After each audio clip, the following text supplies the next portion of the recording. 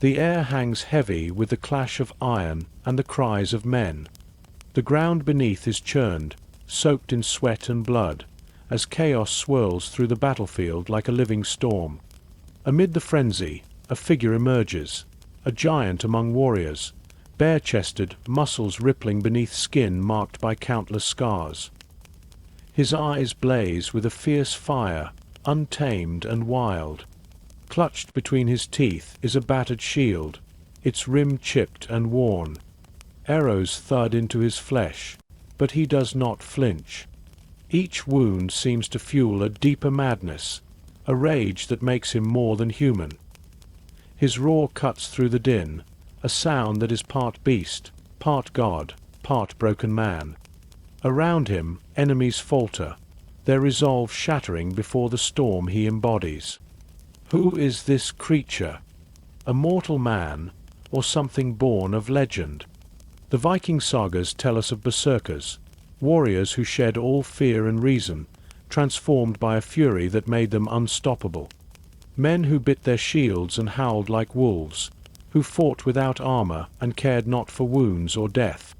They were said to be blessed by Odin himself, the All-Father, granted strength beyond measure and a courage that bordered on madness. To face a berserker was to confront the raw force of nature made flesh, an elemental fury that could break even the strongest shield wall. But behind the thunderous charge and the wild eyes lies a question that has haunted scholars and storytellers alike.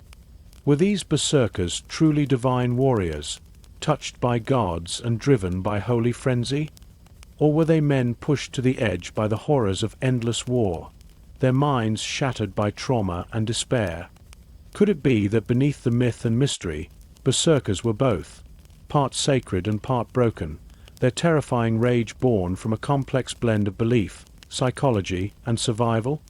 This story begins here, in the swirl of battle and blood, where the lines between myth and reality blur. It is a journey into the heart of the Viking world, where gods and men walked side by side, where the veil between the natural and supernatural was thin. We will listen to the voices of ancient sagas, those flickering flames of memory passed down through generations.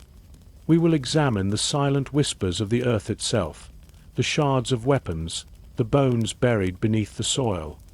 And we will peer into the human mind, seeking to understand the fierce, broken spirit behind the berserker's rage. The warrior's body trembles, not with fear, but with something ancient and electric. His breath comes in ragged gasps, chest heaving, muscles tense and coiled like a spring ready to snap.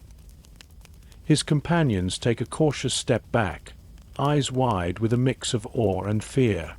Foam gathers at the corners of his mouth, a froth that hints at something wild and untamed rising within. A low growl rumbles from deep in his chest, rising like thunder. This is not the voice of a man, but of a beast awakened from slumber. The transformation has begun. Is this a blessing from the gods, a sacred possession that lifts him beyond mortal limits?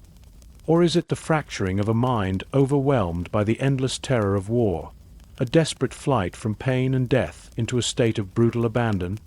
The answer is not simple, for berserkers occupy a strange space where the divine and the damaged meet. They are both warriors and shamans, soldiers and prophets, victims and avatars of violence. The word berserk itself has entered our modern language as a term for wild, uncontrollable fury. Yet its roots lie deep in the Old Norse tongue, where berserker likely meant bear shirt or bear shirt. Some say it refers to warriors who fought without armor, wrapped in the pelts of bears or wolves, creatures fierce and untouchable. Others suggest it speaks to a spiritual transformation, a shedding of human weakness to become something more primal and powerful. The sagas that speak of berserkers were written centuries after the Viking Age, yet they carry the echoes of a time when men believed the gods walked among them, when battle was not only a clash of armies but a sacred dance with death and fate. They tell of men who stood at the edge of madness and godhood, who surrendered themselves to a power that consumed and transformed. As we step into their world, we must remember that the stories we tell are shaped by time and belief. The berserker we see through the mist of history is part hero, part myth, part shadow. His fury is a force of nature and a cry of the human soul in pain. To understand him is to confront not only the Viking Age, but the timeless question of how men face the unbearable.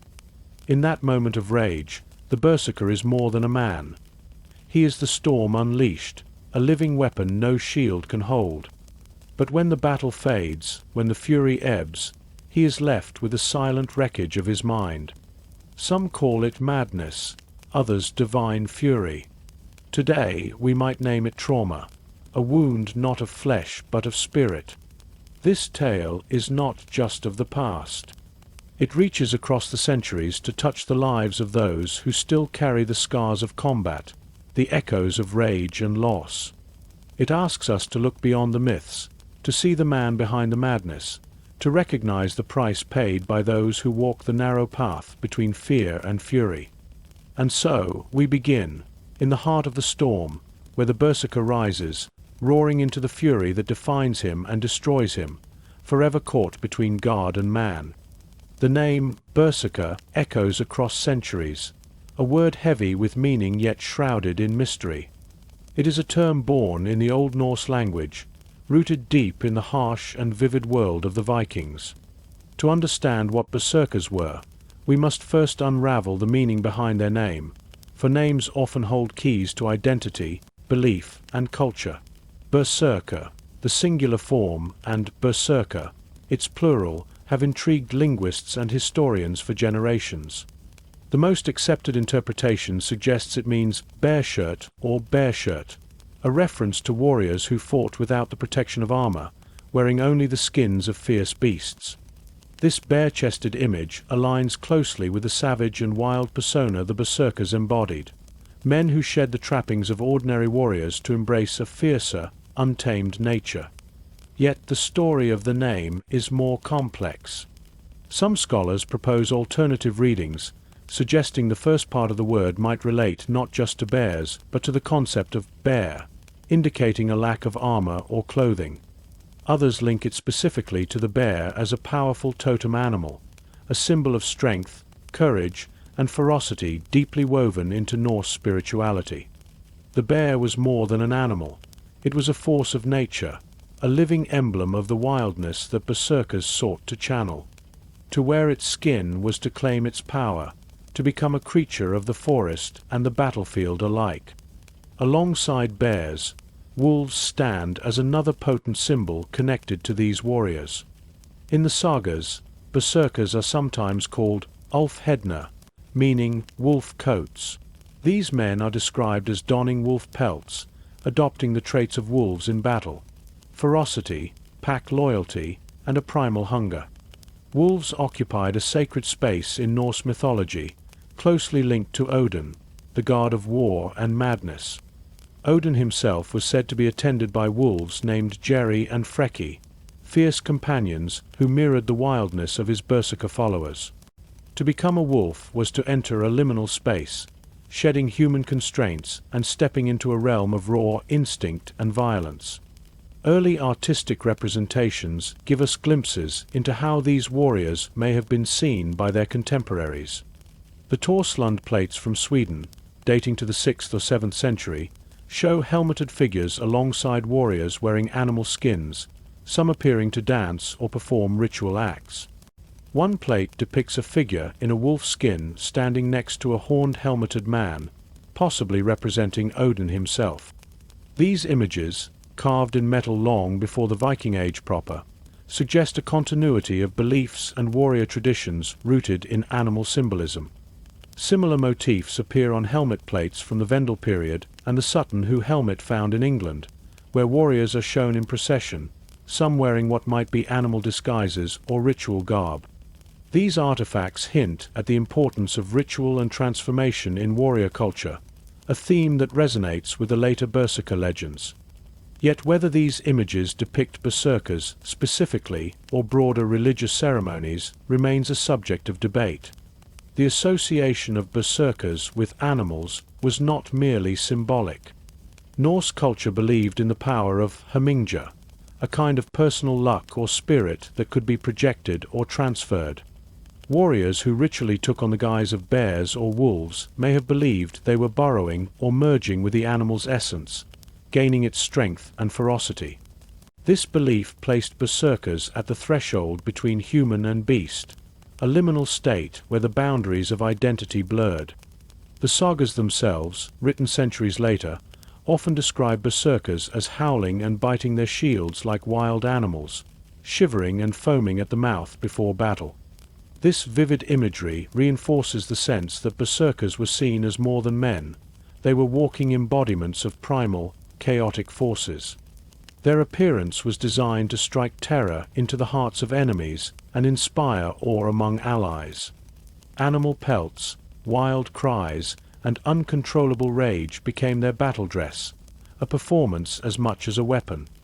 It is important to remember that the word berserker did not exist in isolation, but was part of a rich tapestry of Viking warrior culture. Other warrior types, such as Huskala, household troops, and Varga, outlaws or wolves, filled the Norse world with different roles and meanings. Berserkers occupied a special, sometimes ambiguous place, feared and respected, celebrated and condemned.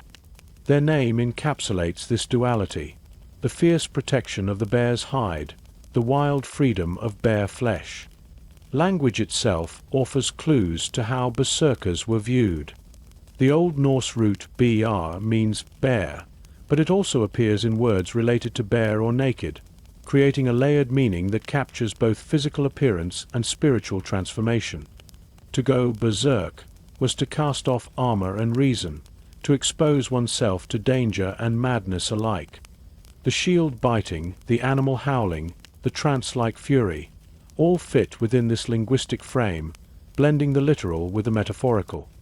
These early names and images challenge us to think beyond simple categories. Berserkers were not just brutal fighters, but complex figures who embodied cultural ideas about war, nature, and the sacred. They stood at the crossroads of humanity and animality, order and chaos, mortality and the divine.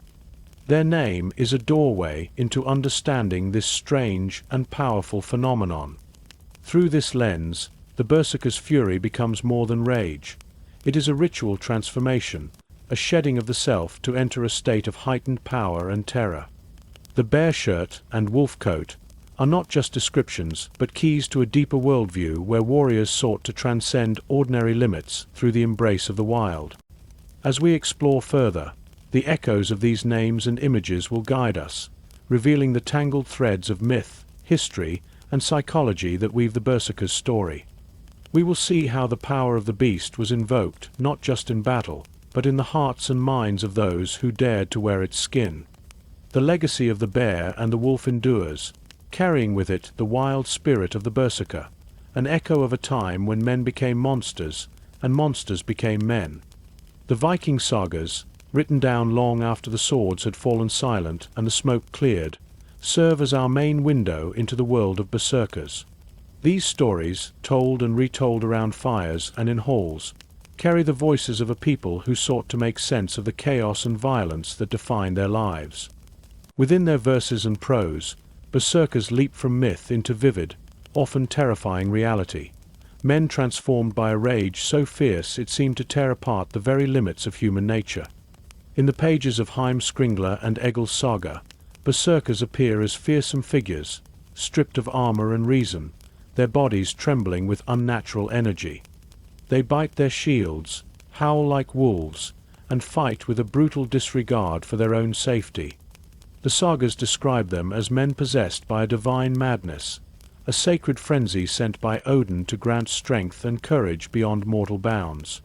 They stood at the front lines, tearing through enemy ranks, indifferent to pain, their wounds often described as harmless to them. To face a berserker was to face an elemental force, a tempest of violence no ordinary warrior could withstand. Yet the sagas do not present berserkers as simple heroes. They are complex, often contradictory figures. Some accounts depict them as loyal and invaluable warriors, fiercely protective of their kin and leaders. Others paint them as wild, unpredictable, even dangerous outcasts, men whose fury could turn inward or against allies. This duality reflects the ambivalence of a culture wrestling with the meaning of such power. Was the Berserker a blessed champion or a cursed monster? In Ynglinga Saga, one of the earliest and most influential sources, Berserkers are described as Odin's own men, fighting without mail coats and as mad as dogs or wolves. They roar and bite, their strength likened to bears and bulls. Their rage is said to shield them from fire and iron, a supernatural invulnerability. These vivid images have become the foundation of our modern understanding, yet they also raise questions. How much of this was poetic exaggeration? How much truth lies beneath the metaphor? Egil's saga offers a more personal glimpse. The protagonist, Egil Skallagrimsson, encounters berserkers whose battle frenzy seems both a gift and a curse. The saga explores the toll their rage takes, not only on enemies but on the berserkers themselves, who often fall into exhaustion or madness afterward. These stories hint at a fragile boundary between controlled fury and uncontrollable chaos. The Vatnsdæla saga presents berserkers as disruptive forces within society. One berserker named Thorir demands a farmer's daughter in marriage, howling and biting his shield when challenged. Such tales reveal that berserkers were not always noble warriors, but could also be feared troublemakers who unsettled social order. This reflects a shift in later saga writing, as Christian influences transformed the cultural lens through which berserkers were viewed, turning revered fighters into dangerous, antisocial figures. Despite these contradictions, certain themes persist across sagas: the transformation before battle, the animalistic behaviors, the superhuman strength, and the eventual collapse into weakness. Berserkers tremble and foam at the mouth, their voices growl and howl, and their eyes blaze with a wild light. They become, for a time, something other than men, a force of nature that transcends the boundaries of human frailty. The sagas also hint at ritualized practices. Berserkers often appear in groups, suggesting a brotherhood or cult rather than lone wolves. Their transformations are sometimes triggered by songs, dances, or specific environments. The presence of these patterns points to a cultural system that framed and gave meaning to the berserker's rage, not simply random madness, but a deeply rooted social and religious phenomenon. The language of the sagas is rich with symbolism. To bite the shield is not mere fury, but a primal act of defiance and transformation. The shield, a symbol of defense and protection, becomes an object of raw animal aggression. Howling like wolves signals a rejection of human civility and an embrace of wildness. These actions mark the berserker as liminal beings, straddling the worlds of man and beast, society and wilderness, order and chaos. While the sagas provide invaluable insight, they also challenge historians. Written centuries after the Viking Age and heavily influenced by Christian scribes, these accounts blend fact, legend, and moral judgment. They may reflect ideals as much as realities, using berserkers to explore themes of power, control, and the dangers of unrestrained violence. The berserker could be a symbol of the Viking spirit itself, fearless, fierce, but ultimately vulnerable to the forces that sought to civilize and contain it. In reading these voices, we are reminded that berserkers were not mere caricatures of violence, but figures embedded in a culture that saw war as a sacred and transformative act. Their fury was both weapon and curse, a means to survive in a brutal world and a force that could consume them. The sagas invite us to listen closely to the roar of the berserker, the howl of the wolf, and the silent aftermath that follows the storm. Here, in these ancient texts, berserkers live on, not just as warriors of legend, but as echoes of human struggle with power, madness, and identity. They stand as timeless figures who challenge us to confront the wildness within us all, and the price paid when that wildness is unleashed. When we try to piece together the reality behind the Berserker legends, we quickly encounter the silence of the earth. The Viking Age has left many marks, graves, weapons, runestones, but the physical traces of berserkers remain elusive, like footprints wiped away by the tide. For all the vivid stories of wild warriors clad in bare skins, the archaeological record offers only faint hints and fragmentary evidence. This absence deepens the mystery and invites us to wonder, were berserkers real men, literary invention, or something in between? Archaeologists have uncovered remarkable artifacts that hint at the presence of fierce warriors connected to animal symbolism. The Torslund plates, small bronze pieces from 6th or 7th century Sweden, show helmeted figures alongside warriors who appear to be wearing animal pelts. One depicts a figure in a wolf skin standing next to a horned helmeted man, perhaps representing Odin. These images suggest a ritual or warrior cult predating the Viking Age, where animal guise and sacred power intertwined. Helmet plates from the Vendel period and the famous Sutton, who helmet in England, carry similar themes. Warriors appear in procession, some adorned with animal masks or pelts, performing what might be ritual dances or ceremonies. These artifacts suggest that the connection between warriors and animal spirits had deep roots in Northern European culture long before the Berserker tales took shape. Yet none of this material directly confirms the existence of berserkers as described in the sagas. The problem lies partly in the nature of berserker warfare itself. If these men fought without armor, as the sagas say, their graves might look little different from other unarmored warriors. Without distinctive weapons or armor, identifying a berserker in the ground becomes almost impossible. The special traits that defined berserkers, rage, trance states, invulnerability, leave no bones or weapons behind. Some Viking Age burials show individuals with multiple healed wounds or unusual grave goods, leading some scholars to speculate these might be berserkers. A few graves include bear claws or wolf pelts, hinting at a special status or animal association. But this evidence is circumstantial, fragmentary, and open to multiple interpretations. It offers tantalizing possibilities, but no definitive proof.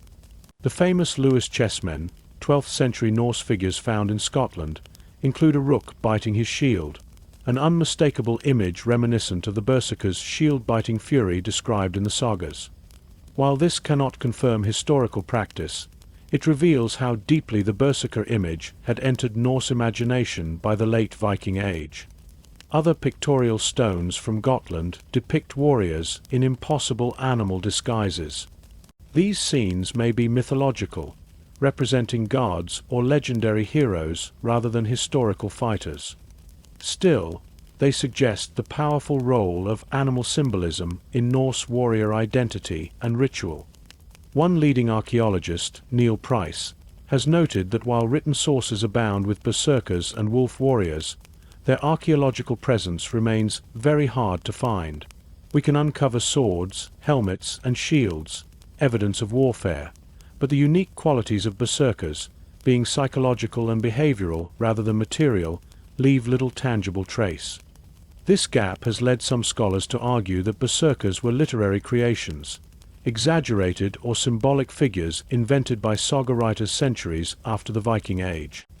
The sagas themselves were penned in a Christian era, when pagan warrior cults had faded, perhaps romanticized or demonized in storytelling. Others suggest berserkers were real, but their special status came from behavior, belief, and ritual rather than distinct weapons or armor. Their power was invisible to the archaeologist, held in the mind and body, expressed in rage and transformation. This would explain why we find little physical evidence but persistent cultural memory. The passage of time also complicates matters. The Viking Age ended in the 11th century, but the sagas were written down in the 13th and 14th centuries. Oral traditions, Christian reinterpretation, and the passage of generations all shaped the stories we have. Archaeology and literature sometimes speak different languages, each offering fragments of a larger truth. In the face of this puzzle, we must embrace uncertainty. The absence of clear archaeological proof does not negate the berserker's existence. It reminds us that some human experiences leave marks beyond bones and metal, etched in stories, beliefs, and the silent landscape of memory. These elusive traces invite us to think about the nature of history itself. What do we lose when we rely on artifacts alone? What do stories preserve that stones cannot? The berserker sits at this intersection, part history, part myth, part human mystery. Through archaeology, we glimpse the world berserkers might have inhabited, a world where warriors danced with death, where animals and men merged in sacred frenzy. But the full shape of that world remains just out of reach, hidden beneath layers of earth and time. In this silence, the berserker's roar still echoes, a reminder that not all truths are carved in stone. Some live in the wildness of the human spirit, surviving in memory and myth, awaiting rediscovery by those who dare to listen. The challenge before us is to weave these threads, material and narrative, seen and unseen, into a richer understanding. To honor the mystery as much as the facts. To recognize the berserker not only as a warrior of flesh and blood, but as a symbol of transformation, power, and loss that has endured across the centuries.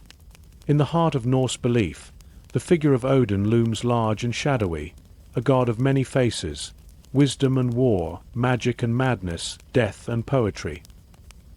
He is not a straightforward deity like Thor, who embodies strength and protection. Odin is darker, mysterious, and more terrifying, a god who walks the thin line between life and death, reason and frenzy. To understand berserkers, we must step into Odin's realm, where battle fury was not mere violence but a sacred gift, a divine madness bestowed on those he favored. Berserkers were often called Odin's men, warriors who fought under his fierce gaze and carried his power into the chaos of battle. The sagas speak of them as blessed by the All-Father, given the ability to transcend mortal limits through a frenzy that stripped away pain, fear, and human restraint. This divine possession was seen not as illness, but as a sacred state, an ecstatic union with the god that made the warrior a living weapon. Odin's connection to berserkers runs deep and symbolic. He is closely linked to wolves and ravens, creatures of war and death, whose presence marks his followers. His wolves, Jerry and Freki, shadow his steps, representing the wild, untamed nature that berserkers embraced. Ravens Hugin and Munin, thought and memory, fly across battlefields, gathering secrets and guiding the god's favor. To call a berserker an Ulfhedin, a wolf coat, was to mark him as a vessel of Odin's feral power, a man who wore the spirit of the wolf in battle. This association was more than metaphor. Berserkers often wore animal pelts, bear skins or wolf cloaks, as part of their transformation. These garments were not costumes but sacred symbols, believed to channel the animal's strength and ferocity. By donning these skins, the warrior became otherworldly, stepping beyond human frailty to enter Odin's liminal space, a place between worlds where death was ever near and gods mingled with men. The rituals surrounding berserkers were likely complex and deeply spiritual. Some sagas hint at ceremonies involving chanting, dancing, and the use of sacred vessels, through which Odin's spirit was believed to enter the warrior. This divine madness was both a gift and a burden, marking the berserker as special but also dangerous. It set him apart from ordinary warriors, who fought with courage but remained within human limits. The berserker's frenzy broke those boundaries, making him a force of chaos as well as strength. Odin himself is a god of sacrifice and transformation. His self hanging on the world tree, Yggdrasil, for 9 days to gain the knowledge of runes speaks to the price of power and wisdom. This myth echoes the berserker's own experience, enduring pain and madness to access something beyond. To be Odin's man was to accept the possibility of destruction along with power, to be both blessed and cursed. The divine possession explains the Berserkers' apparent invulnerability described in the sagas. Fire and iron, weapons that would fell any normal man, were said to pass harmlessly through the Berserker's body. This was not seen as magic trickery, but a real spiritual shield, a sign that the warrior had become more than human, temporarily embodying the god's protection. This sacred state also explains the Berserkers' loss of human restraint. Biting shields, howling like beasts, and charging into battle without fear were expressions of a warrior who had shed his mortal self. The frenzy was a form of ecstasy, a trance where the warrior lost ordinary consciousness and became an instrument of divine wrath. Yet this gift was fragile. The Berserker's power came with a cost. After the fury passed, many sagas describe a deep exhaustion, a weakness that could last days.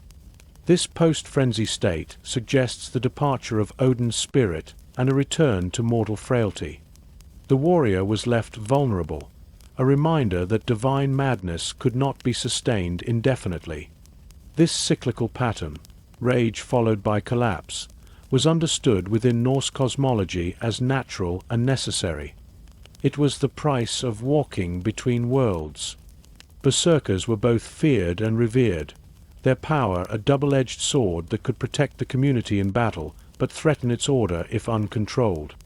Religious scholars suggest that Berserkers may have been part of initiatory cults dedicated to Odin, sharing secret knowledge and rituals that prepared them for their sacred role. These groups would have been bound by spiritual discipline as well as martial skill, their transformations guided by tradition and faith. Christianization altered how Berserkers were seen. The divine frenzy once celebrated became demonized, recast as madness or devilry. But in the Norse pagan context, the Berserker was a holy warrior, a living link to Odin's otherworldly power. This sacred aspect adds depth to the Berserker legend, revealing that behind the fury was a profound religious experience. To understand Berserkers as Odin's chosen is to see them as more than warriors. They were conduits of divine energy, walking the perilous path between humanity and the gods. Their rage was a gift from the All-Father, a fierce and terrible blessing that shaped their identity and their fate. This divine connection helps us grasp the cultural meaning of Berserkers in Viking society. They embodied the god's paradoxical nature, wise yet wild, powerful yet vulnerable, protector and destroyer. Through them, the Vikings expressed their understanding of war as a sacred ordeal, where men touched the divine even as they faced death. In this light, Berserkers become a living symbol of transformation, sacrifice, and the limits of human power. Their story invites us to consider the mysteries of inspiration and madness, the thin line between heroism and destruction, and the profound costs of divine favor. They remind us that in the Viking world, to fight was not just to kill or survive. It was to enter a sacred dance with gods, spirits, and fate itself. To become a Berserker was to step into this dance fully, embracing both its glory and its ruin. Beneath the roaring fury and blood-soaked tales of Berserkers lies a hidden truth, one that speaks not only of gods and legends, but of the human mind pushed to its limits. Modern psychology offers a window into what might have driven these warriors into such terrifying states, an extreme response to the horrors of battle, a desperate survival mechanism shaped by trauma. When we look beyond myth and ritual, the Berserker's rage begins to resemble something very real, a profound psychological transformation born of unbearable stress and fear. Combat is a crucible unlike any other. The Viking Age was marked by relentless violence, raids, battles, and slaughter that scarred bodies and minds alike. Young men, sometimes still boys, were thrust into scenes of carnage where friends and foes alike fell under steel and fire. In such a world, the mind often seeks escape, a way to endure what would otherwise break it. Berserker rage can be seen as one such escape, a state where pain, fear, and self-awareness dissolve into a fierce and numbing frenzy. Descriptions from the sagas align remarkably with what we now understand as acute stress reactions and post-traumatic responses. Before battle, berserkers trembled, shivered, and foamed at the mouth, a physical manifestation of intense arousal. Their voices grew wild and guttural, like beasts unbound. In this state, they appeared impervious to pain, fighting on despite wounds that would fell ordinary men. Modern psychology calls this dissociation, a mental mechanism that allows a person to detach from physical and emotional distress. It creates a split in consciousness, where the body acts but the mind withdraws, protecting itself from trauma. This detachment explains the berserkers' apparent immunity to injury and their fearlessness. They were no longer fully present as themselves. Instead, they entered a trance-like state that amplified strength and aggression while blocking out pain and fear. Such a state is not madness but an adaptive response, an intense focus and survival tool in the chaos of combat. Jonathan Shea, a psychiatrist who worked extensively with combat veterans, identified a phenomenon he called berserk rage. He described it as a form of combat fury marked by disconnection from social and moral constraints, where the soldier's world narrows down to immediate survival and the man next to him. This echoes the saga's portrayal of berserkers burning away social inhibitions and moral boundaries in the heat of battle. But this rage was not without cost. After the battle frenzy passed, berserkers often collapsed into exhaustion and vulnerability, sometimes for days. This crash aligns with what scientists call the parasympathetic rebound, when the body's fight-or-flight response finally releases, leaving a state of profound fatigue, emotional numbness, and psychological vulnerability. The warrior, once a storm of power, becomes a fragile shadow of himself. The sagas hint at the toll this cycle took on berserkers. Some aged prematurely, physically diminished by repeated episodes. Others became unpredictable or unstable, unable to reconcile their two selves, the fierce fighter and the vulnerable man. This duality raises questions about control. Were berserkers masters of their fury, or slaves to it? Some stories suggest that with experience, a warrior might learn to summon and dismiss the berserker state at will, while others depict berserkers consumed by uncontrollable madness. The psychological struggle mirrors modern accounts of trauma survivors who wrestle with intense emotions, flashbacks, and dissociation. Berserkers may have lived with similar challenges, trapped between the warrior persona that saved them in battle and the cost it extracted in peace. Their role in society, as both honored fighters and feared outsiders, reflects this tension. The berserker phenomenon also highlights how culture shapes the expression of trauma. In Norse society, the loss of control and rage were not simply pathological, but were woven into a religious and social framework that gave them meaning. The divine frenzy was a gift from Odin, a sacred state rather than a disorder. This cultural lens allowed berserkers to channel their trauma into a powerful role, granting them status and purpose in a brutal world. Yet the sacred framework could not erase the human pain beneath. The saga's portrayal of berserkers struggling with their condition suggests an awareness of its double-edged nature. Rage was a tool for survival, but also a source of isolation and suffering. The warrior who became a living weapon on the battlefield might find himself a stranger at home. This ancient understanding resonates with modern psychology's evolving view of trauma, not merely as damage, but as a complex response shaped by environment, culture, and individual resilience. Berserkers embody this complexity, living at the edge of human experience where pain and power meet.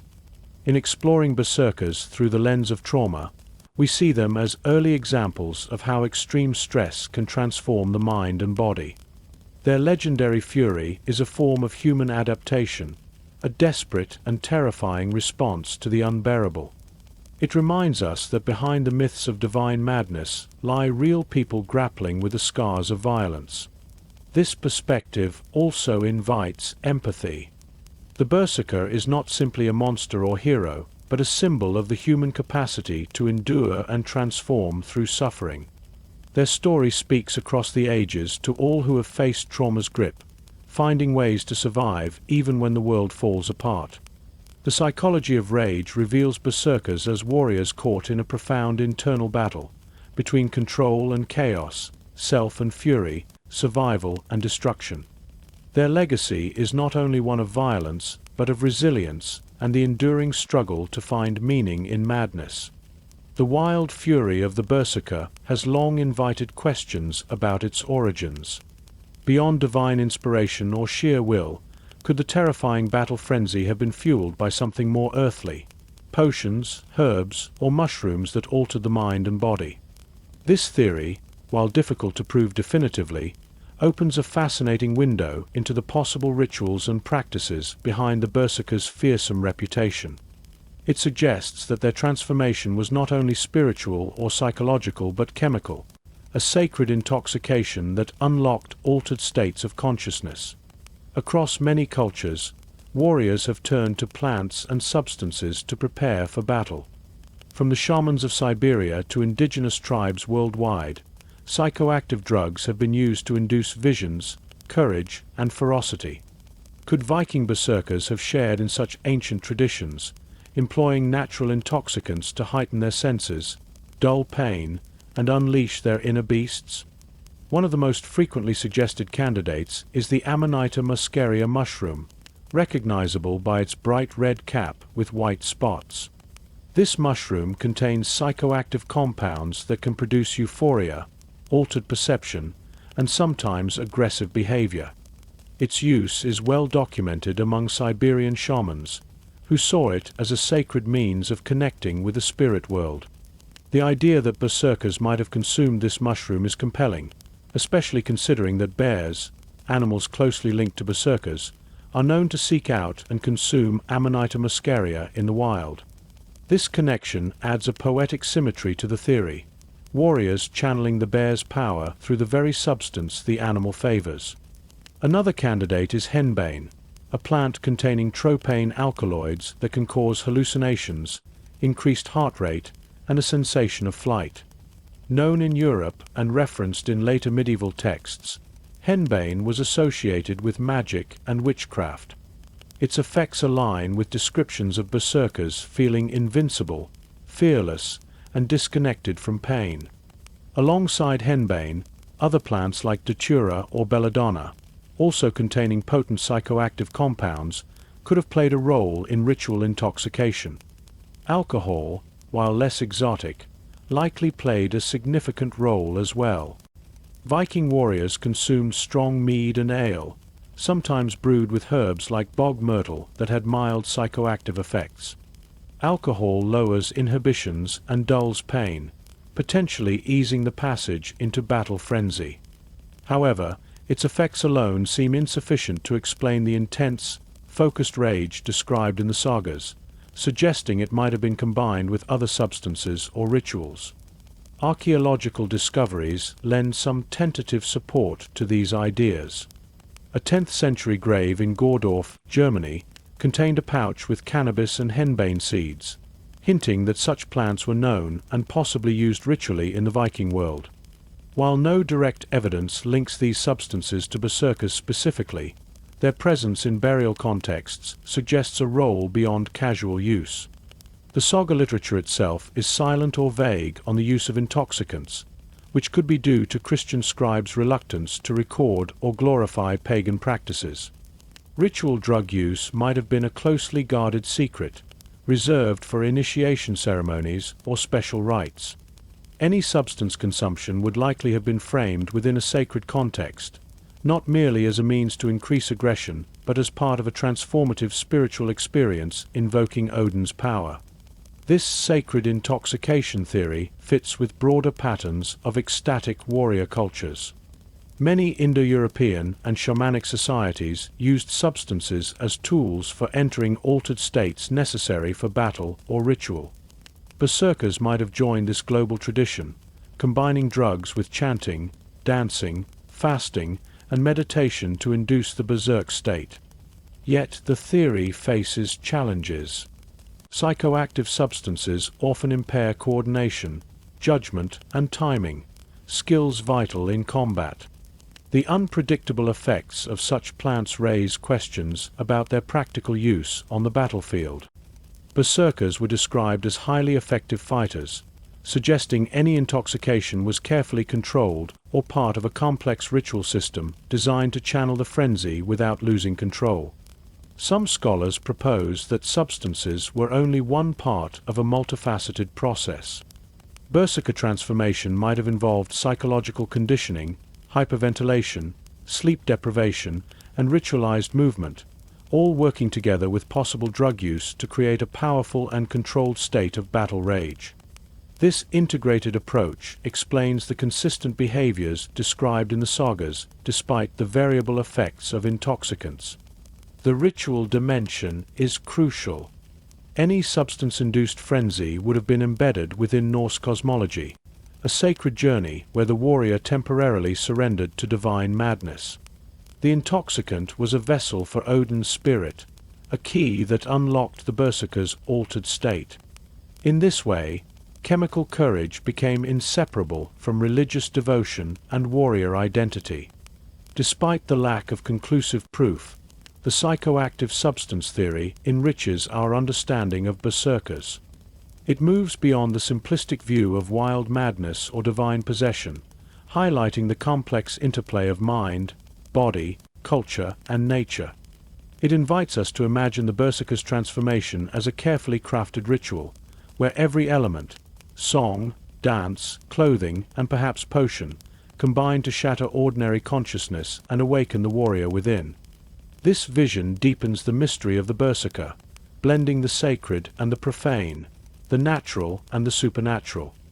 It reminds us that ancient warriors were not only fighters but seekers of altered experience, journeying into the depths of the human psyche and spirit to find strength beyond reason. The potion of madness, whether real or symbolic, stands as a testament to the human desire to transcend limits and confront fear with fire. It connects berserkers to a global history of warriors who, through ritual and substance, unlocked the primal fury needed to survive the unforgiving world of war. As we continue to explore their story, this theory challenges us to see berserkers not only as fierce fighters, but as participants in a profound spiritual tradition, one where madness was medicine, fury was a gift, and transformation was the path to power. Berserkers were not merely lone wolves charging into battle. They moved in packs, bound by more than blood or loyalty. Across the sagas and scattered hints in history, there is evidence that these warriors formed brotherhoods, cultic bands united by shared rites, beliefs, and a fierce identity. To become a berserker was not just to take up arms, but to enter a secret world where transformation was ritualized and power was collective. These brotherhoods stood apart from ordinary society, existing at its edges where danger and devotion intertwined. In Norse society, groups of men often banded together in warrior associations with deep social and religious significance. Berserkers, or Ulfhednar, wolf coats, appear as an elite cadre within this tradition. They were warriors who adopted the spirit and appearance of wild animals, not simply for show but as a sacred act of becoming. This transformation marked them as liminal figures, neither fully human nor beast, neither inside the social order nor completely outside it. The number 12 recurs in saga descriptions of berserker groups, suggesting a ritual importance to their assembly. These bands may have served as both fighting units and spiritual communities, bound by initiation rites that marked a young man's passage from ordinary warrior to berserker. Initiation was not casual. It likely involved ceremonies, secret knowledge, and physical or psychological trials designed to strip away the old self and forge a new identity infused with the power of Odin and the wild. Animal symbolism was central to this identity.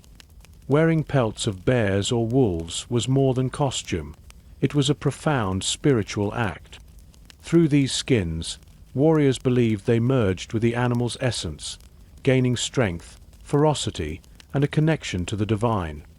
This practice echoed ancient Indo-European warrior traditions, where men donned animal disguises to embody supernatural power. The Berserker Brotherhood was part of this wider cultural current, shaped by shared myths and ritual behaviors. Living outside the bounds of ordinary social life, these brotherhoods existed in a state anthropologists call liminality, a threshold between worlds. In this space, normal rules were suspended, and warriors could embrace behaviors forbidden in everyday society: wildness, violence, and ecstatic frenzy. Yet this liminal state was also a place of sacred power and renewal, where members underwent transformation and returned with gifts for their people. The relationship between these bands and the wider Norse world was complex. Berserkers were both feared and respected, valued for their battlefield prowess yet regarded as volatile and dangerous. Their unpredictable fury could protect a king's retinue or threaten local communities. This ambivalence is reflected in saga tales where berserkers appear as loyal guards and as troublemakers, their brotherhoods a source of both strength and social tension. Comparisons to other Indo-European warrior bands deepen our understanding. Tacitus described Germanic maniples, who fought naked, inspired by religious fervor. The Irish Fianna were warrior bands living outside society's norms, dedicated to specific gods and engaged in ritualized violence. Roman Uvenes were young men initiated into martial brotherhoods. Berserker groups fit into this global pattern of male warrior cults combining spirituality, combat, and social marginality. These brotherhoods likely had internal hierarchies, with leaders who guided rituals and maintained discipline within the frenzy. While the berserker state might appear wild, it was often structured, controlled through tradition and shared knowledge. Members would have trained in techniques to induce trance, control rage, and perform their terrifying battle dances. Ritual practices, chanting, drumming, animal masks, bound them together and reinforced their collective identity. Saga hints suggest that initiation sometimes involved drinking from special vessels or consuming secret potions, further linking berserkers to ritual practice. The process was transformative, marking the young warrior's passage into a sacred role that demanded both martial skill and spiritual commitment. Living as part of these brotherhoods also meant sharing in the psychological costs of berserkdom. Members faced social isolation, emotional turmoil, and the physical exhaustion of battle frenzy. Yet their collective identity provided support and meaning, helping them navigate the dangers of their condition. In this way, the brotherhood was both a source of power and a protective community. The decline of berserker brotherhoods in later centuries parallels broader social changes. As Viking society Christianized and centralized, the wild warrior cults lost favor. Their ecstatic practices came to be seen as disorderly and dangerous, leading to legal bans and social marginalization. The loss of these brotherhoods marked the fading of an ancient tradition where violence and spirituality were intertwined. Still, the legacy of the Berserker Brotherhood endures. They remind us that warriors are not only fighters but members of communities bound by shared ritual and belief. Their story is one of transformation, of men becoming beasts, individuals becoming part of something greater and wilder than themselves. Through this lens, the Berserker Rage is not merely personal madness but a collective, sacred experience. It was forged in the fires of brotherhood, where identity, power, and ritual merged. The beast was not a solitary monster, but a brother among brothers, a living symbol of the primal forces that shaped Viking warfare and belief. This understanding challenges us to see berserkers as complex social beings, whose fury was rooted in belonging as much as in battle. Their brotherhoods offer a glimpse into a world where the wild and the sacred met, and where men embraced their darkest nature to protect their kin and honor their gods. The Brotherhood of the Beast stands as a powerful reminder of the human need for connection, even in the midst of chaos. It speaks to the ancient impulse to find meaning in violence, to turn madness into ritual, and to transform fear into fierce loyalty. In this wild fellowship, berserkers found not only fury but a place to call home.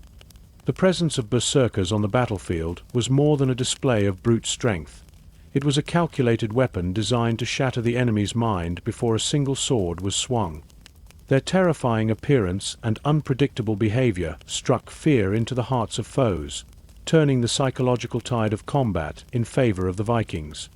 Berserkers were masters not only of physical violence but of psychological warfare, a force that used terror as effectively as any blade.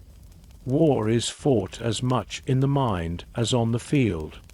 Even the bravest warriors can falter when confronted with something beyond their understanding, something that disrupts their sense of reality and safety. Berserkers embodied this disruption. Their wild cries, shield-biting, and animal-like howling were acts of deliberate provocation, signaling that they had shed ordinary human limits and entered a state of madness and fury. This behavior violated the expectations of civilized combat, breaking the enemy's mental defenses. The sagas describe berserkers at the front of battle lines, their fierce shouts and fearsome faces unnerving opponents. For Saxon warriors facing Viking raids, the sight of these bare-chested men biting shields and howling was enough to cause some to break ranks and flee. The psychological impact of berserkers was a weapon wielded before blades clashed, a living storm that unsettled formations and sowed confusion. Fear triggers powerful physiological responses. When confronted by something terrifying, the human brain floods the body with stress hormones, impairing fine motor skills, narrowing focus, and sometimes causing paralysis or flight. Berserkers exploited these vulnerabilities. Their wild appearance and behavior heightened anxiety in enemies, increasing the chance that they would hesitate or break under pressure. In early medieval warfare, where battles often hinged on which side lost nerve first, this psychological edge was invaluable. Berserkers' seeming immunity to pain and reckless disregard for self-preservation made their actions unpredictable. Opponents could not anticipate when or how these warriors would strike, deepening the sense of threat.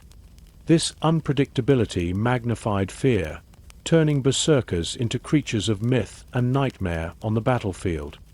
Their animalistic transformation also dehumanized them in the eyes of the enemy. By adopting the guise of bears and wolves, berserkers became not men but primal forces beyond human law or mercy. This dehumanization made them terrifying in a way that transcended physical threat, evoking dread rooted in ancient fears of the wild and the unknown. The religious terror associated with berserkers added another layer to their psychological power. In a world where gods and spirits were believed to directly influence battle, knowing that a warrior was blessed by Odin carried a weight beyond mere superstition. It meant facing not only a man but the wrath of a god incarnate. This belief amplified the aura of invincibility surrounding berserkers, sowing doubt and fear in enemy ranks. The strategic use of berserkers was well understood by Viking commanders. Placing them at the prow of ships or front lines maximized their visibility and impact, ensuring the enemy encountered their fury first. Their role was not only to kill but to break will and morale, creating openings for conventional forces to exploit. Historical accounts outside Norse sources support this view. Anglo-Saxon chronicles note how the mere appearance of Viking warriors could cause panic and disarray. Though not always mentioning berserkers specifically, these descriptions align with the psychological function berserkers served within Viking armies. Psychological warfare is not unique to the Vikings. Cultures worldwide have used intimidation and terror as tactical tools. Celtic warriors fought naked, painted in bright colors, using war cries to unnerve Roman legions. Zulu warriors employed elaborate dress and chants to instill fear in British troops. Japanese samurai crafted intimidating armor and masks to terrify foes before battle. Berserkers fit into this global pattern, a vivid example of how warriors harness the mind's vulnerabilities as part of warfare. This understanding reframes berserkers not as chaotic berserkers lost to madness, but as disciplined instruments of terror. Their wild behavior was a calculated act, part of a broader military strategy that recognized fear as a potent weapon. Their transformation into living weapons was as much about psychological dominance as physical prowess. The psychological edge berserkers provided could multiply the effectiveness of Viking forces. Even a small group of berserkers might induce fear disproportionate to their numbers, weakening enemy resistance and allowing better armed warriors to strike decisively. Their reputation alone became a tool, cultivated and exaggerated to enhance the Vikings' fearsome image. Sagas compiled long after the Viking Age preserved and perhaps amplified these stories, but their roots lie in practical battlefield realities. Berserkers' terrifying presence was not mere legend but a tangible advantage, wielded by skilled commanders aware of the power of fear. This aspect of berserkers deepens our appreciation of Viking warfare as sophisticated and psychological, not only brutal and physical. Berserkers remind us that the mind is a battlefield itself, where courage and terror fight for dominance. Their rage was a weapon forged in this invisible war. By mastering both the body and the psyche, berserkers became more than men. They became symbols of fear made flesh. Their legacy endures as a reminder that true power in war lies as much in breaking the enemy's spirit as in piercing their flesh. Understanding berserkers as psychological weapons expands the story beyond myth and madness to reveal their role as agents of terror, masters of fear, and architects of battlefield chaos. They stand as living proof that in war, the greatest victory often begins in the mind. Berserkers lived on a razor's edge between order and chaos, their fury a force that both empowered and endangered them. The sagas reveal a complicated picture of men who could summon terrible rage to dominate enemies, but sometimes lost control to that same fury, turning it against friend and foe alike. This tension between mastery and madness lies at the heart of the berserker experience, a constant struggle to wield a power that could just as easily consume the wielder. Some berserkers appear in stories as warriors who controlled their battle frenzy with skill and will. They could enter the berserker state at will, channeling its strength and fury precisely when needed, then withdraw from it to regain reason and restraint. Such control was a prized ability, allowing the warrior to harness supernatural power without becoming lost in it. This mastery made the berserker an ideal soldier, fearless, strong, yet still tethered to his community and purpose.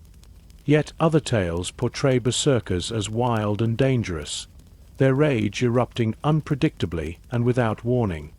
In these accounts, the frenzy overwhelms the man, obliterating his ability to distinguish friend from foe, enemy from ally. Violence spirals out of control, leading to tragic mistakes and social disruption. The berserker becomes a threat not only on the battlefield but within his own society, feared for his inability to contain the beast within. This duality reflects a profound human struggle with rage and identity. Berserkers embodied a liminal state, existing between man and animal, sanity and madness, self and other. The Old Norse term berserksganga, meaning going berserk, suggests a journey or transformation into another state of being. This was no mere loss of control, but a passage into a different consciousness where normal rules no longer applied. Anthropologists describe such states as liminal, threshold conditions where ordinary social boundaries dissolve and new possibilities emerge. Berserkers entered a liminal zone, becoming otherworldly beings capable of extraordinary feats, but also vulnerable to chaos. Their transformation was both sacred and dangerous, a ritual crossing into the wild heart of war. Saga descriptions often note a recognizable progression in the onset of frenzy. Berserkers trembled, foamed at the mouth, and emitted animalistic cries before fully entering the berserker state. This gradual build suggests the transformation was not instantaneous, but a process, perhaps aided by ritual or psychological preparation.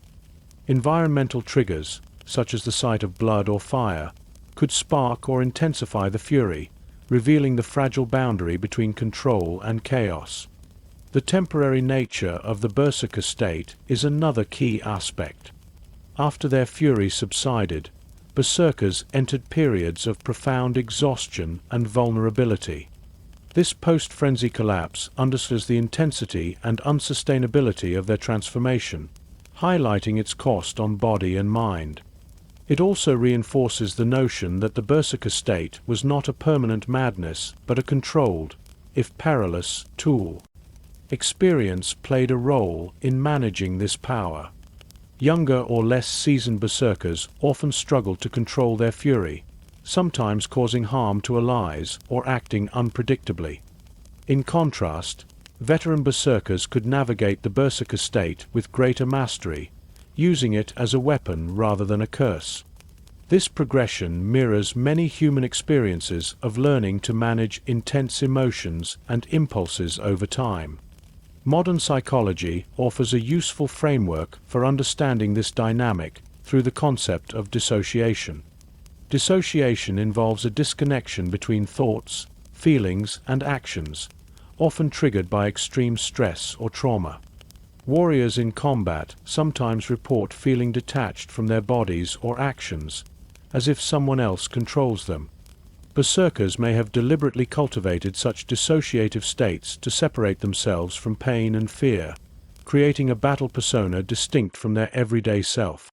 This split consciousness allowed berserkers to access altered states of awareness and behavior, enabling feats beyond normal limits. However, it also created risks, losing the ability to reintegrate with their usual identity, becoming trapped between selves. Saga narratives often explore this tension, portraying berserkers wrestling with the beast within.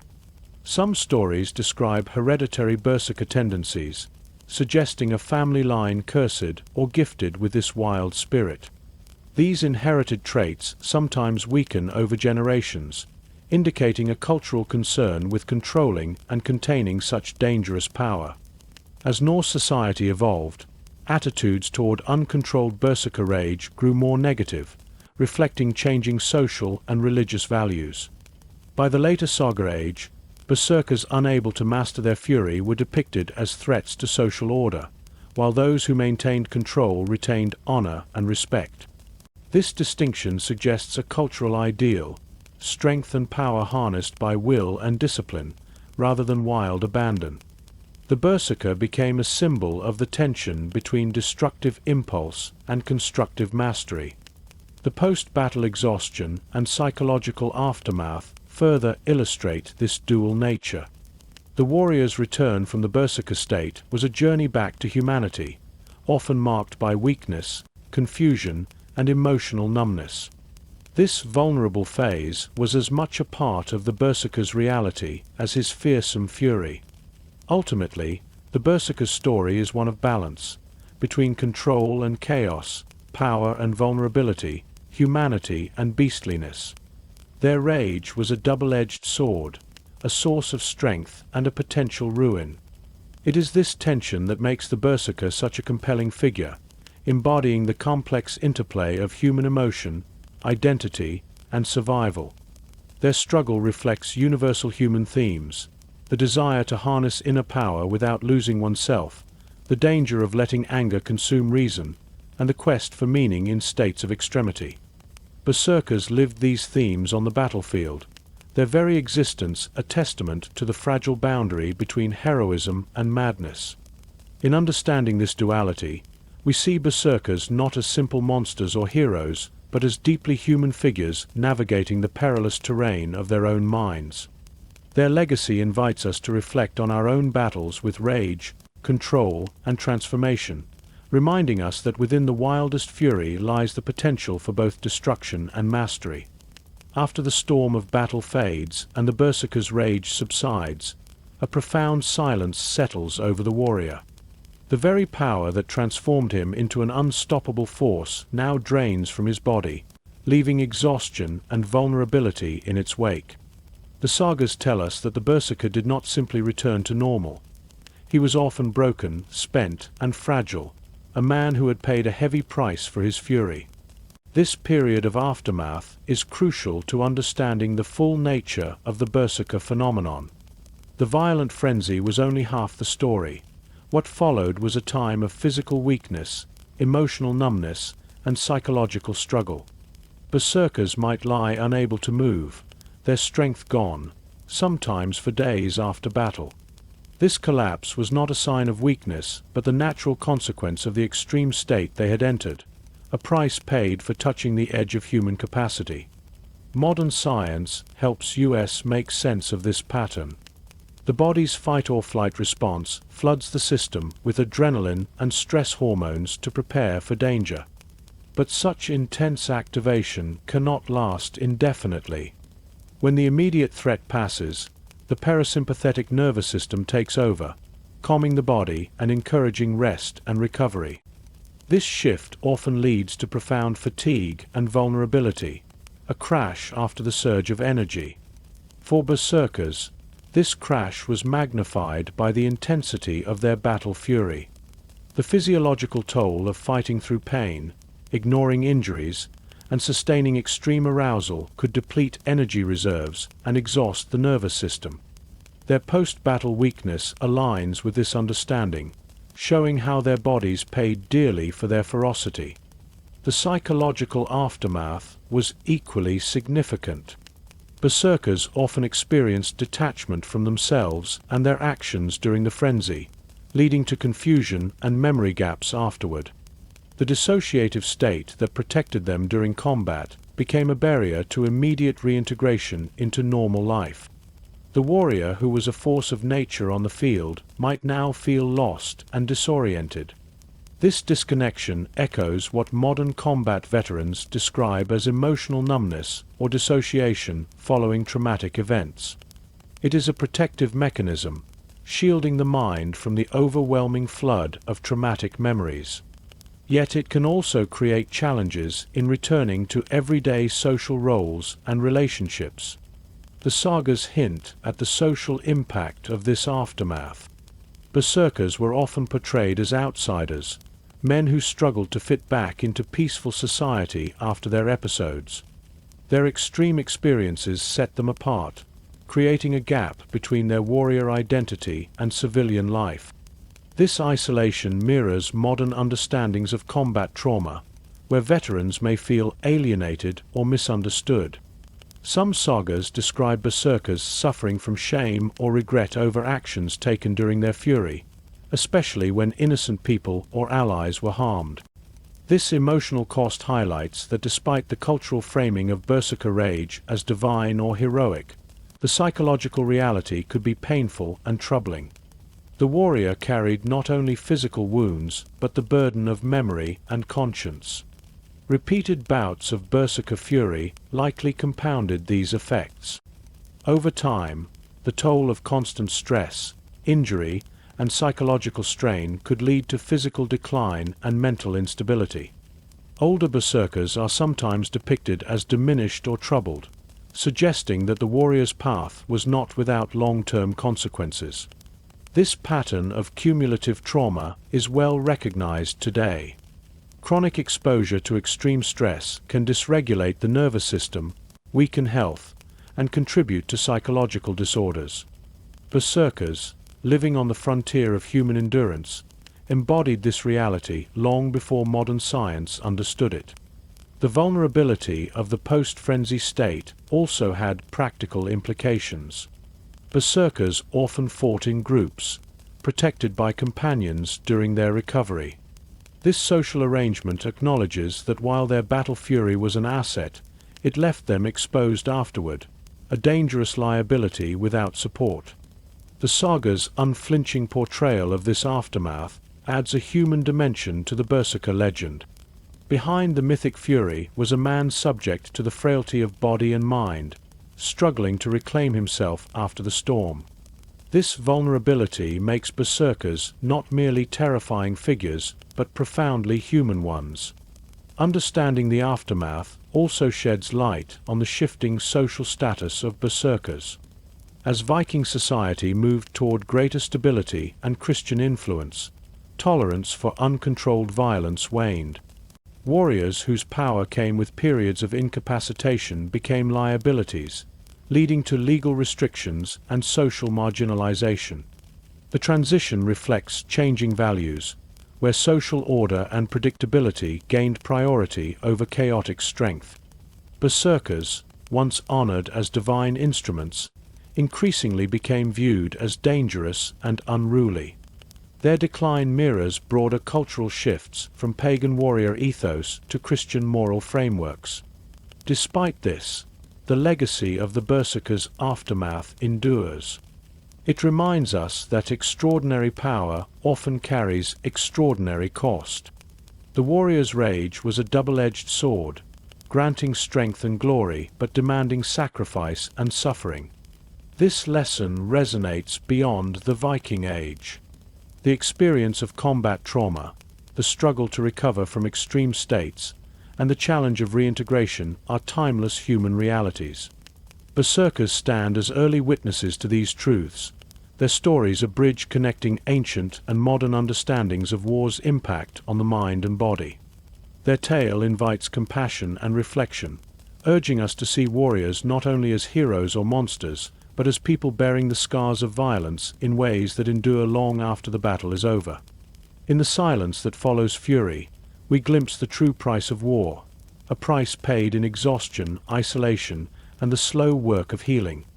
As the Viking Age waned and Christianity spread across Scandinavia, the world that once embraced the berserker began to change in profound ways. The fierce warriors who had been seen as sacred instruments of Odin's fury gradually lost their honored place. Their wild madness, once celebrated and feared, came to be viewed through a new lens, one shaped by Christian morality and its stark contrast to pagan beliefs. This shift transformed berserkers from divine warriors into dangerous outcasts, marking the beginning of their decline and demonization. The arrival of Christianity brought a new worldview that emphasized order, self-control, and submission to a singular, compassionate God. The ecstatic violence of the berserker, its madness and rage, clashed with Christian ideals of peace and restraint. What had once been a sacred frenzy was now condemned as sinful madness or possession by evil spirits. Berserkers became figures of fear not because of their power, but because their behavior was seen as chaotic and threatening to the new social order. Medieval Icelandic laws reflect this transformation. The Grogus Law Code, once neutral about berserkers, began to outlaw berserker behavior explicitly. Going berserk was punished, sometimes with exile, signaling a societal effort to control or suppress what was once embraced. These legal changes show how Christian influence reshaped norms, moving society away from the valorization of ecstatic violence to a preference for social harmony and control. Saga literature, written under Christian influence centuries after the Viking Age, mirrors this shift. Earlier sagas portrayed berserkers with ambivalence, both respected and feared, but later texts increasingly cast them as villains and social menaces. Stories told of berserkers as troublemakers, bullies, or cursed men, emphasizing their unpredictability and danger rather than their heroism. This negative portrayal served to distance the new Christian society from its pagan past. The spiritual framework that once explained berserker rage as divine possession by Odin was replaced with Christian ideas of demonic influence or madness. Berserkers were no longer seen as chosen by gods, but as victims of evil or mental illness. This reinterpretation erased much of the sacred meaning once attached to their fury, stripping berserkers of their religious status and social role. Christianity's emphasis on forgiveness and redemption contrasted with the berserkers' association with destruction and chaos. The violent ecstasy they embodied was incompatible with the Christian ideal of peace through submission. As monasteries and churches spread, the social and religious space for ecstatic warrior cults shrank, relegating berserkers to the margins. This religious shift also altered how society understood mental states. What Norse culture once accepted as a sacred trance was redefined as madness or possession, contributing to the stigmatization of berserkers. Their experiences, once part of a respected spiritual tradition, became grounds for fear and exclusion. The loss of the berserker's place in society reflected broader cultural transformations, from a warrior society organized around raids and battles to settled Christian communities focused on agriculture and law. In this new world, the unpredictable violence of berserkers threatened social stability and was no longer useful or acceptable. Despite this decline, the berserker myth did not disappear entirely. Their image survived in folklore, literature, and legend, often distorted but still powerful. They became symbols of wildness and danger, reminding later generations of a past both feared and romanticized. This process of demonization highlights the complex relationship between religion, culture, and identity. The berserker's fate shows how shifting beliefs can recast heroes as villains, sacred states as madness, and community roles as threats. It reflects the power of dominant narratives to reshape history and memory. Yet beneath this transformation lies a deeper continuity. The berserker's rage, once divine madness, became a cultural symbol of uncontrollable fury, a force both fascinating and frightening. Their legacy influenced later concepts of madness, possession, and the limits of human control. Christianization forced a renegotiation of what was acceptable behavior and belief. Berserkers, caught between worlds, were casualties of this shift. Their decline marks not only the end of a warrior tradition, but the rise of new social and religious orders that reshaped Scandinavia's cultural landscape. Understanding this transition helps us see how the berserker phenomenon was not static, but evolved with society's changing values. It reveals the fragility of cultural roles tied to belief systems and the impact of religious change on human identity. The demonization of berserkers also offers insight into broader human fears, of madness, loss of control, and the wildness within. Their story warns of how societies seek to contain what they cannot understand or tolerate, transforming fear into exclusion. Today, the berserker stands as a symbol of a lost world, a warrior caught between ancient gods and new faiths. Their journey from honored fighters to feared outcasts tells a story of cultural upheaval, adaptation, and the enduring tension between chaos and order.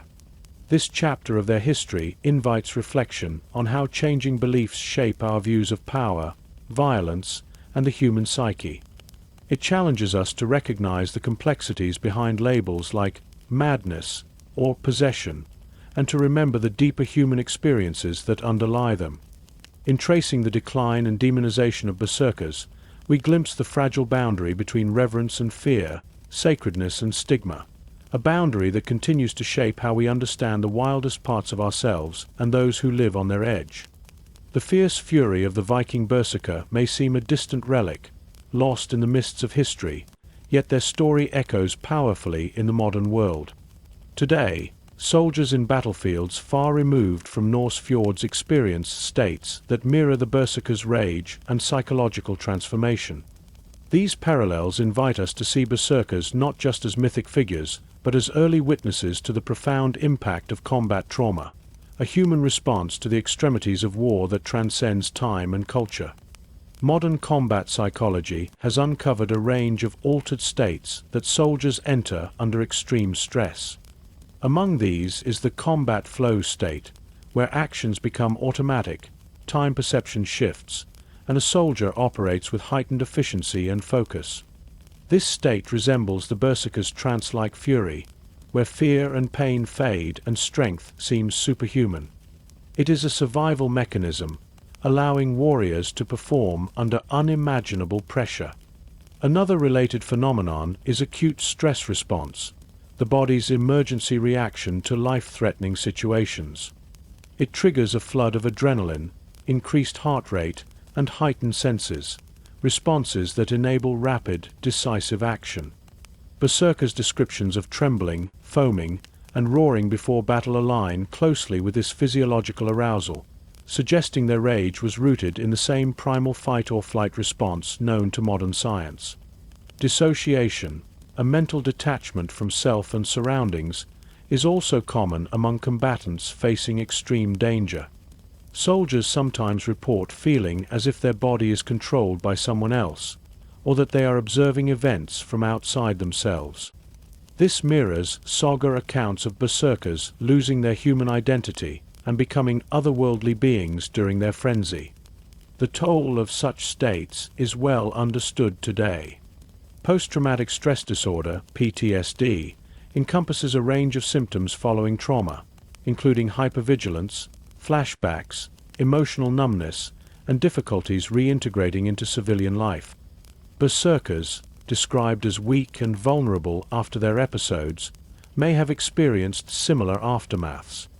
Their isolation and social challenges reflect what many modern veterans face, struggling to reconcile intense combat experiences with everyday life.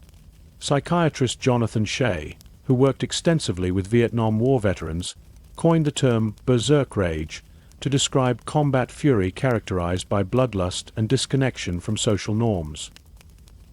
His work suggests that the berserker phenomenon is not just cultural myth, but a real psychological state shaped by trauma and survival needs. Berserk rage burns away moral hesitation in the heat of battle, narrowing focus to immediate threats and comrades. Modern accounts of soldiers entering states of uncontrollable aggression, performing acts they later barely remember, highlight the universality of this experience. The berserker, in this light, becomes a symbol of how extreme stress reshapes human behavior, sometimes to heroic effect but often with lasting psychological costs. Neurobiological research supports these observations. Repeated exposure to trauma can alter brain structures involved in threat detection, emotion regulation, and impulse control.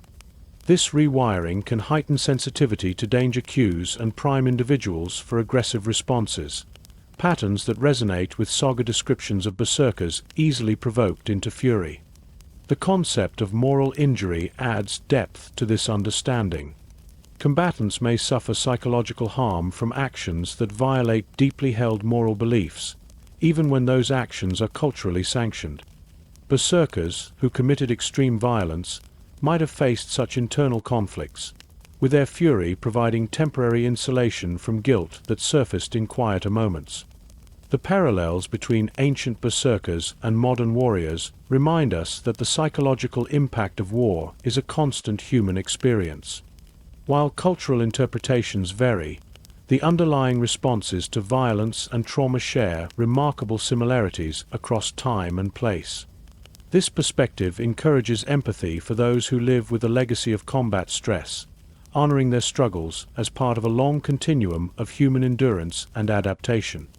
Berserkers teach us that the extremes of war are not just physical but deeply psychological, shaping minds as profoundly as bodies. Beyond the battlefield, the berserker archetype permeates modern culture. Superheroes who transform in moments of rage, athletes entering the zone, and stories of primal fury unlocking hidden strength. These expressions reflect an enduring fascination with the power and danger of accessing states beyond normal human limits. Understanding berserkers through the lens of modern psychology bridges past and present, myth and science. It humanizes ancient warriors, revealing them as people grappling with trauma, survival, and identity. Their story becomes a mirror reflecting the timeless human quest to make sense of violence and find strength amid suffering.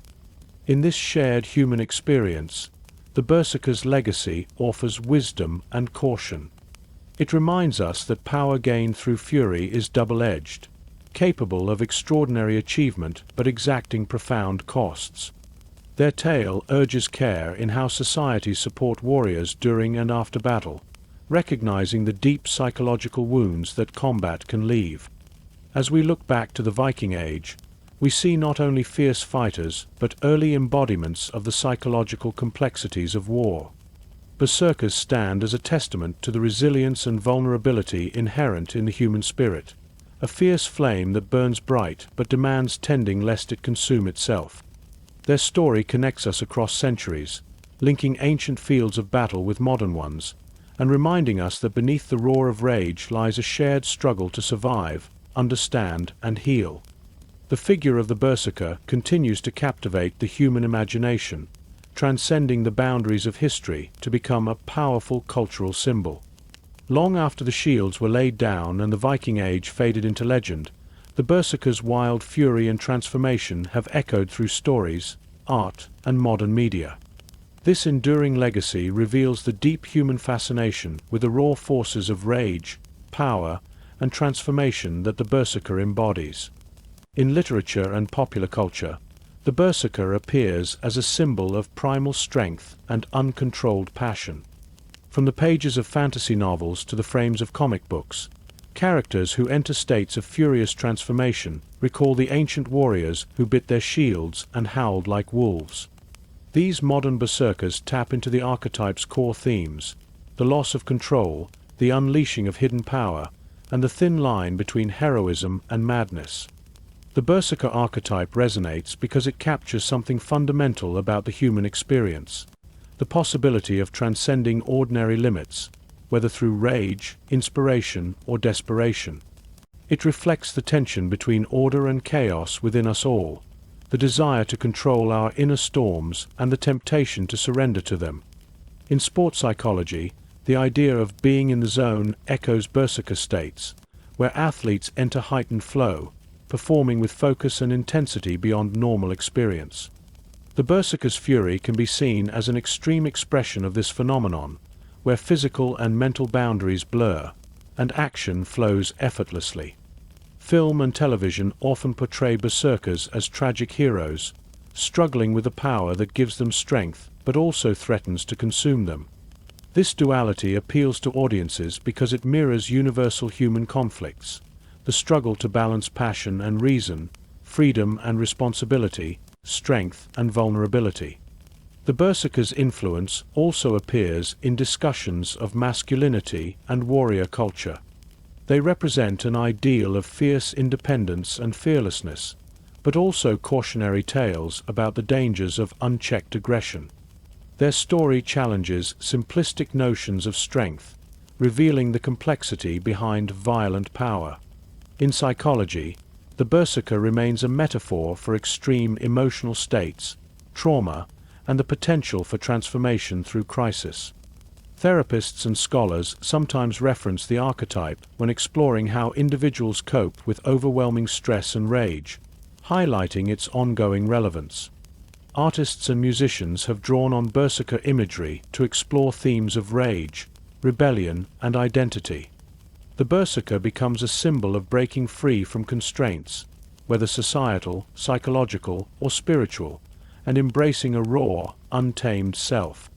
This creative use keeps the archetype alive and evolving.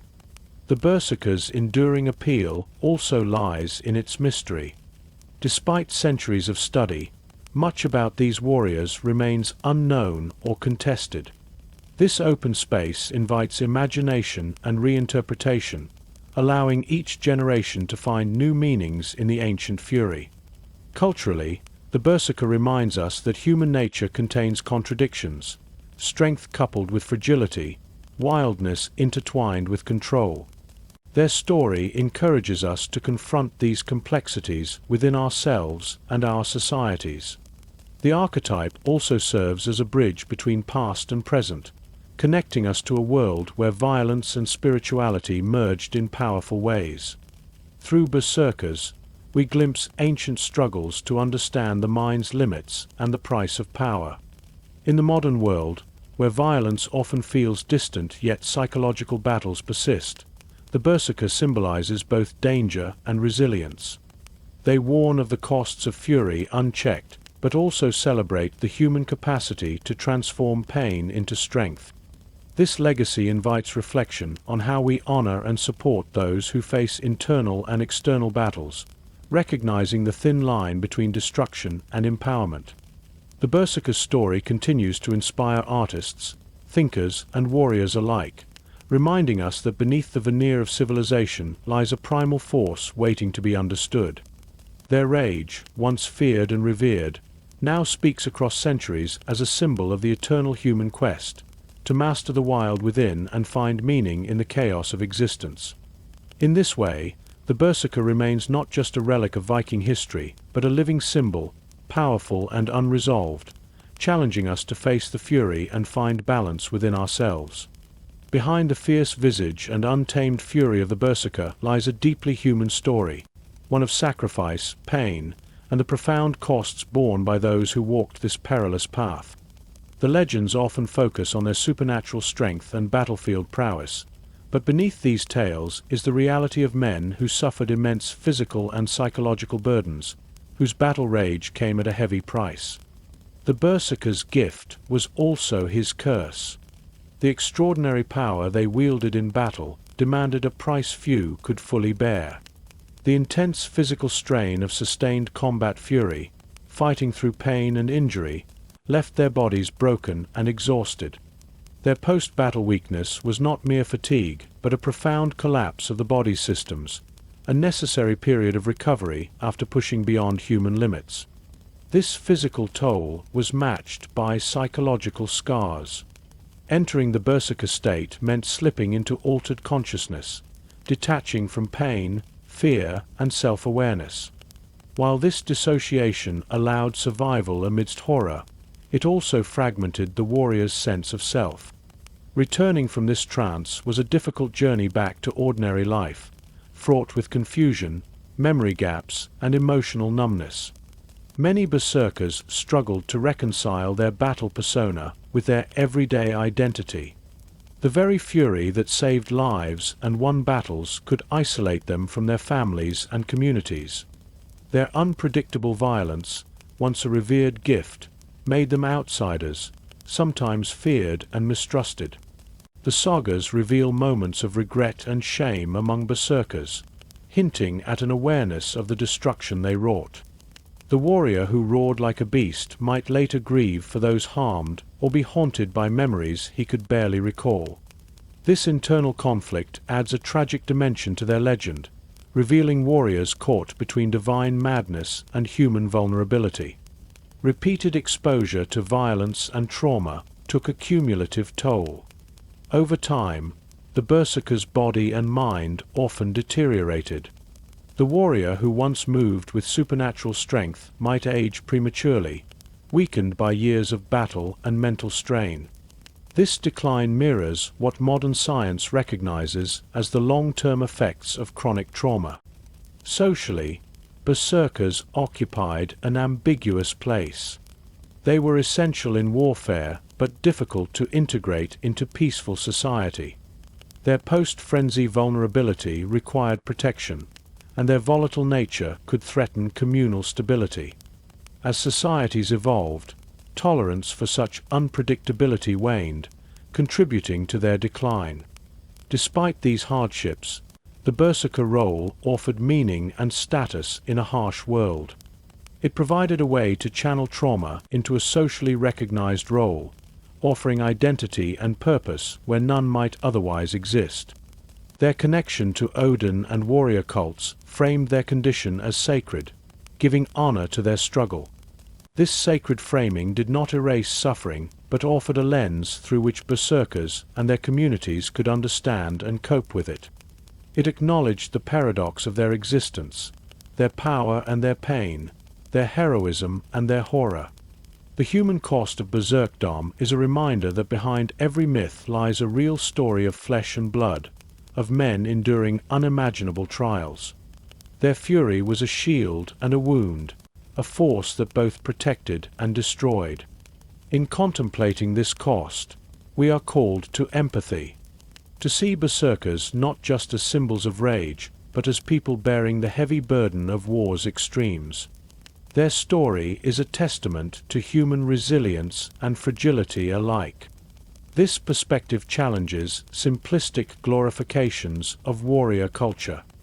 It asks us to recognize the shadows behind the shining armor, the personal toll behind the legendary deeds.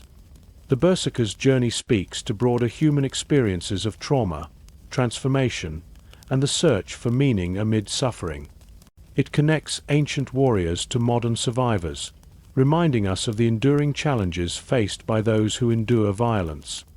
Ultimately, their story invites us to honor the full complexity of the warrior's life, the strength and the weakness, the fury and the pain, the glory and the cost. In doing so, we preserve the memory of berserkers not only as legendary fighters, but as human beings who lived, struggled, and paid dearly for their place in history. The story of the berserker does not end with the fall of Viking shields or the closing of saga books. Instead, it leaves us with enduring questions that reach far beyond the battlefields of old Scandinavia. Who were these warriors really? Were they divine heroes, broken men, or something more complex? As we look back across 1,000 years, their legacy challenges us to explore the deepest limits of human capacity, our power, our fragility, and the price we pay for both. The Berserker embodies the paradox of transformation through violence. They show us that to access extraordinary strength, one must sometimes surrender control, walk into madness, and risk losing oneself. This truth resonates across cultures and centuries, reminding us that the human spirit is both resilient and vulnerable, capable of great courage and profound suffering. Their fury was not just rage. It was a gateway to altered states where pain and fear dissolved. It was a survival strategy forged in the crucible of war, where normal limits no longer applied. Yet this transformation came with a cost: the collapse of body and mind afterward, the isolation from community, the struggle to reclaim identity. The Berserker's story is one of balance between these forces, a dance on the edge of self. Modern science and psychology illuminate parts of this ancient mystery, but cannot fully capture its depth. The Berserker state involved complex interactions of biology, culture, spirituality, and personal experience. It was shaped by Norse beliefs about gods and the cosmos, by the brutal realities of Viking warfare, and by the human need to find meaning in chaos. This interplay reminds us that human behavior cannot be separated from cultural context. What might appear as madness in one era was sacred in another. The Berserker tradition offers a window into a world where the boundaries between the divine and human, the rational and ecstatic, were fluid and intertwined. Their legacy also teaches us about the costs of war and the human consequences of violence. Behind every mythic warrior lies a person who endured trauma, loss, and struggle. The Berserker's vulnerability after battle is a poignant reminder of this reality, bridging past and present. As we face modern challenges of violence, trauma, and psychological injury, the Berserker story encourages empathy and understanding. It calls us to recognize the hidden battles fought by warriors across time, the complex ways the mind responds to extreme stress, and the importance of support and healing. In culture and art, the Berserker continues to inspire, symbolizing the wild, untamed aspects of the self that lie beneath civilization's surface. They challenge us to confront our own inner storms, to acknowledge the power and danger of unleashed passion, and to seek balance within. Ultimately, the Berserker stands at the crossroads of mythology, psychology, and history, a figure who defies easy answers and invites ongoing exploration. Their story is not confined to the past, but lives on as a mirror reflecting the eternal human struggle with power, identity, and the cost of transformation. In embracing this complexity, we honor the Berserkers not just as warriors of legend, but as symbols of the human condition, capable of fury and fearlessness, destruction and renewal, strength and profound vulnerability. Their legacy is a call to courage and compassion, urging us to understand the wild forces within and to carry forward their story with both awe and care. The Berserker's gift was both blessing and curse, their fury a living flame that illuminates the darkest corners of the human soul. As we close this chapter, we hold their story as a testament to the enduring mystery and power of the human spirit, a story still unfolding in every battle fought, every rage unleashed, and every journey back to ourselves.